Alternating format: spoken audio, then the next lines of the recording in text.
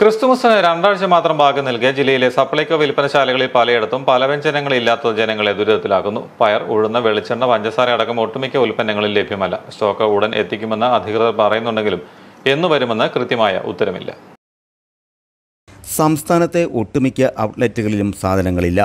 Purchasing order വിളിച്ചെങ്കിലും കോടിക്കണക്കിന് രൂപ കുടിശ്ശികയായതോടെ വിതരണക്കാരും ടെൻഡറിൽ പങ്കെടുക്കാതെ മാറി നിൽക്കുകയാണ്.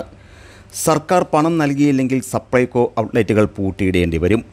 ഇക്കഴിഞ്ഞ ഓണത്തിനാണ് 13 ഇന സബ്സിഡി സാധനങ്ങളടക്കം സപ്ലൈകോയിൽ എത്തിയത്. റാക്കുകൾ നിറഞ്ഞതോടെ ആളുകൾ കൂടുതലായി സപ്ലൈകോയിലേക്ക് എത്തി. ഓണത്തിന് ശേഷം സപ്ലൈകോ വീണ്ടും പഴയപടിയായി. 13 ഇന സബ്സിഡി സാധനങ്ങളിൽ അരിയൊഴികെ മറ്റൊന്നും ഔട്ട്ലെറ്റുകളിൽ ഇല്ല. കോട്ടയത്ത് പയർ, ഉഴുന്ന്, വെളിച്ചെണ്ണ, പഞ്ചസാര എന്നിവയാണ് കിട്ടാത്തത്.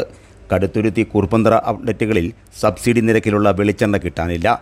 പാല ഡിപ്പോയുടെ കീഴിലുള്ള കിടങ്ങൂർ, മുത്തോലി, പാല എന്നീ ഔട്ട്ലെറ്റുകളിലാണ് വെളിച്ചെണ്ണ ലഭ്യമല്ലാത്തത്. കിടങ്ങൂരിൽ വെളിച്ചെണ്ണ, പച്ചരി, ഉഴുന്ന് ലഭ്യമല്ല. പാലായിൽ ചെറുപയർ, വൻപയർ, ഉഴുന്ന്, വെളിച്ചെണ്ണ എന്നിവയില്ല. മുത്തോലിയിലും വെളിച്ചെണ്ണ ലഭ്യമല്ല.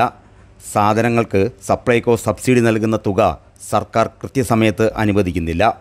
ഇതാണ് സാധനങ്ങളുടെ ക്ഷാമത്തിന് കാരണം. വിതരണക്കാർക്ക് കോടിക്കണക്കിന് രൂപ കുടിശ്ശികയായതോടെ അവരും ടെൻഡറിൽ പങ്കെടുക്കുന്നില്ല. സാധനങ്ങളില്ലെന്നറിയാതെ സപ്ലൈകോയിലെത്തുന്ന ഉപഭോക്താക്കൾ കയ്യും വീശി മടങ്ങുകയാണ്. Star Vision News, Pala.